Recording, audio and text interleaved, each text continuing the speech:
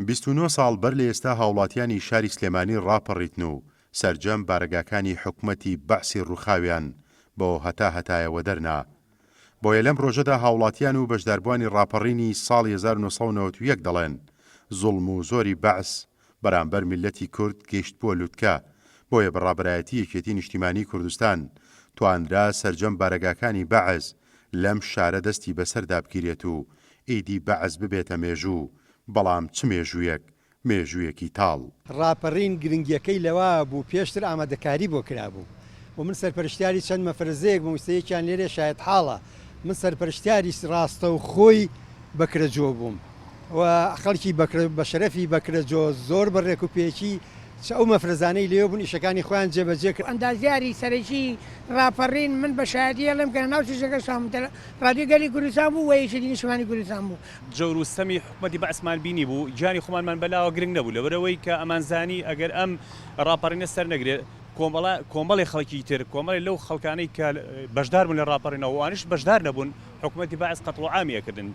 ڕاپەڕینی بەهاری 1991 بووە داینەمۆی ئازادی و سربەستی بۆ تەواوی کۆمەڵانی خەڵکی کوردستان و شاری سلێمانیش لە حەوتی سێدا تاجی ڕاپەڕین و سەرکەوتنی بەسەر دوژمنی سەرسەختی میلەتی کورد لەسەر ناو بەعس داڕوخا. لەم ڕۆژەدا هاوڵاتیان دەڵێن حکوومەت و پەرلەمان و حکمی خۆبەڕێوەبەری و پرۆژە خزمەتگوزاریەکان بەرهەمی ڕاپەڕینە جەماوەریەکەی بەهاری ساڵی 1991 و دەڵێن چاومان لە دەستی حکوومەتی هەرێم و حیزبی داینەمۆی ڕاپەڕین یەکێتی نیشتیمانی کوردستانە کە خزمەتی زیاتری سلێمانی و هاوڵاتیان بکات. ڕاپەڕینەوەی کرد کە لە ساڵی 92 بووین بە خاوەنی حکوومەت و پەرلەمانی خۆمان و ئەم حکوومەت و پەرلەمانە بەردەوامە تا ئێستا داواکارم لە یەکێتی نیشتیمانی کوردستان لەو حیزبانەی کە لە حکوومەتدا بەژارن هەوڵی تەواو بن بۆ خزمەتکردنی کۆمەڵانی خەڵکی کوردستان. پەنجەکان ئەو کاتە ژیانێکی نەهامەتیمان هەبوو کە هەمومان فیرار بووین، عنی چارە نووسمان کەوتووە دەست حکوومەتێکی دڕندە و ئەو نەهامەتیانی هەموو تێگەیاند و سەربەستی بە گەنجی ئەو کاتە بەخشی. ڕاپەڕین بەردی بناخەی یەکێتی نیشتیمانی کوردستان دایناوە کە ئێستا ئەوە تا ئێمە لە دەستکەوتەکانی ڕاپەڕین لەبەر ئەم مەڵبەندە پیرۆزە وەستاوین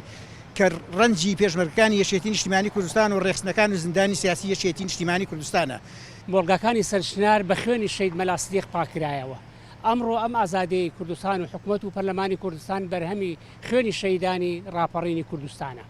هەر لە دوای ئەو ڕۆژەوە کە کۆمەڵانی خەڵکی کوردستان بەڕابەرایەتی یەکێتی نیشتیمانی کوردستان ڕاپەڕیتن و بەعسیان لەم شارەوە دەرنا، سەرۆک مام جەلال نازناوی شاری هەڵمەت و قوربانی بە باڵای سلێمانیدا دەکات و ئەو دروشمەی سەرۆک مام جەلال دەبێتە ناسنامەی ناسینەوەی سلێمانی.